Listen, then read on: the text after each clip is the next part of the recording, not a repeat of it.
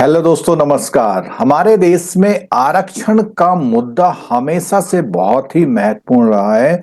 खासकर से इसकी बात हमने ज्यादा सुनी थी जब मंडल कमीशन आया था, जिसमें ओबीसी को 27% का रिजर्वेशन दिया गया था। उसके बाद समय समय पर इसमें कई सारे सुप्रीम कोर्ट में केसेस गए, सुप्रीम कोर्ट के कई सारे डिसीजन आए और उसमें एक डिसीजन जो बहुत महत्वपूर्ण आया उसमें कि 50% से ज्यादा सीटें हम लोग रिजर्व नहीं कर सकते, नहीं तो उन लोगों के लिए जो लोग जिनके लिए कोई सीट नहीं है उनको वहां पर प्रॉब्लम आती है, यानी उनके लिए सीटें नहीं बचेंगी। इसी सिलसिले में यह भी तर्क आया कि भाई समाज के जो जनरल कैटेगरी के लोग हैं वो भी तो कुछ बहुत गरीब लोग हैं जो आर्थिक रूप से बहुत पिछड़े हुए हैं, उनके लिए क्या व्यवस्था की जाएगी। दोस्तों, इस वीडियो में हम आगे बढ़े इससे पहले आप चैनल जरूर सब्सक्राइब कर लीजिए, क्योंकि इस तरह के इंफॉर्मेटिव वीडियो हम आपके लिए बहुत मेहनत से बनाकर लाते रहते हैं और आप सभी का धन्यवाद कि आप हमारे इन वीडियोस को बहुत पसंद करते हैं। तो चलिए चलते हैं आगे।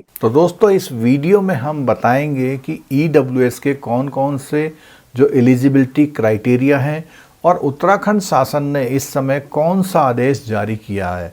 दोस्तों, इस वीडियो को पूरा देखिएगा। ये ईडब्ल्यूएस का जो रिजर्वेशन लाया गया ये 14 जनवरी 2019 को लाया गया। बाद में कैबिनेट ने इसे अप्रूव भी कर दिया और ये हमारे कॉन्स्टिट्यूशन का 103rd अमेंडमेंट है।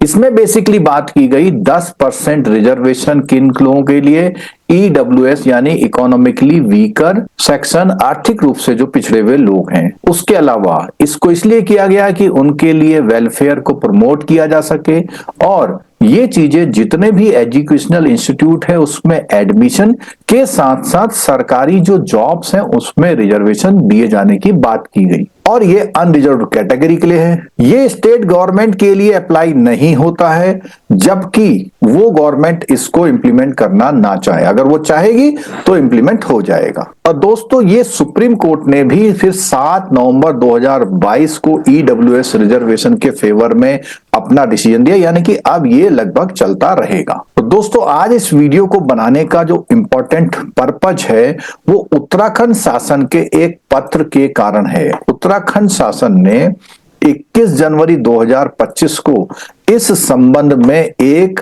पत्र जारी किया जिसमें उन्होंने कहा है कि जितने भी आर्थिक रूप से कमजोर वर्गों के लिए आय व संपत्ति प्रमाण पत्रों की निर्गत किए जाने हेतु स्थलीय निरीक्षण सत्यापन किया जाना, यानी कि कुछ ऐसी रिपोर्ट मिली है कि कुछ लोग जो इसके पात्र नहीं थे उन्होंने इसका फायदा ले लिया है।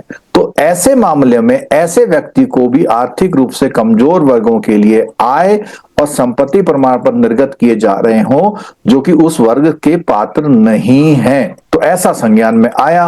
और अगर हम बात करें कि ये जो संज्ञान में आया है इसमें क्या क्या चीजें मेन बात है जो होनी चाहिए, तो सबसे पहली बात है कि उसमें वो जो भी इसका लाभ लेना चाहता है वो उनकी, उसमें लिखा हुआ है कि व्यक्ति जिनके परिवारों की सभी स्रोतों से आय कुल 8 लाख से कम हो तभी वो इस वर्ग में चिन्हित होने चाहिए। और आय में चाहे वो सैलरी से, कृषि से, व्यवसाय से, पैसे किसी से भी उसको वो पैसा इनकम के रूप में आ रहा हो। आय लाभार्थी द्वारा आवेदन वर्ष से पूर्व वित्तीय वर्ष के लिए आय होगी, यानी कि आप अभी बनवाने जाएंगे तो पिछले साल आपकी क्या इनकम थी उससे देखा जाएगा। और इसके साथ साथ इनकम के अलावा भी अगर उसके पास या उसके परिवार के पास अगर कृषि भूमि 5 एकड़ या उससे अधिक है, या आवासीय भवन है जो 1000 वर्ग फुट या उससे अधिक है, या नोटिफाइड नगर पालिकाओं में 100 वर्ग गज या उससे अधिक आवासीय भूखंड यानी कि जमीन है, या अधिसूचित नगर पालिकाओं के अलावा कोई और क्षेत्र है तो वहां पर 200 वर्ग गज या उससे अधिक, यानी कि नगर पालिका की है तो 100 वर्ग गज या उससे ज्यादा का प्लॉट, और अगर नगर पालिका में नहीं है तो 200 वर्ग गज या उसका प्लॉट, और अगर मकान की बात है तो वो 1000 वर्ग फुट का बना हुआ है। तो इन योग्यताओं के आधार पर, लेकिन ये जो सर्कुलर आया है उसमें साफ साफ बोला हुआ है कि अनिवार्य रूप से स्थलीय निरीक्षण सत्यापन सक्षम अधिकारी जो कि तहसीलदार से निम्न स्तर का ना हो। यानी ये सर्टिफिकेट तहसीलदार जब उस स्थान का मौका मुआयना करेगा तभी जारी कर सकता है। और अगर ये पाया जाता है उसने अवैध तरीके से ऐसा कर लिया है तो प्रमाण पत्र की यथा आवश्यक जांच सत्यापन करने के उपरांत जो अवैध पाए जाएंगे उनको तत्काल प्रभाव से निरस्त करते हुए संबंधित व्यक्ति संबंधित अधिकारी के विरुद्ध नियमानुसार कार्रवाई की जाए और इसको तत्कालिक रूप से प्रभावी किया जाए है, कड़ाई से इसका पालन भी किया जाएगा। दोस्तों, इस वीडियो को यहाँ तक आपने देखा उसके लिए बहुत बहुत धन्यवाद। अगर अभी भी चैनल सब्सक्राइब नहीं किया तो प्लीज़ चैनल सब्सक्राइब कर लीजिए। और भी इस तरह के कोई इन्फॉर्मेटिव वीडियो हम लाते रहेंगे। EWS के रिजर्वेशन से रिलेटेड कोई आपकी क्वेरी है तो नीचे चैट बॉक्स में अपनी क्वेरी डाल सकते हैं जिससे हम उसका बेहतर आंसर आपको दे पाएँ। Thank you so much.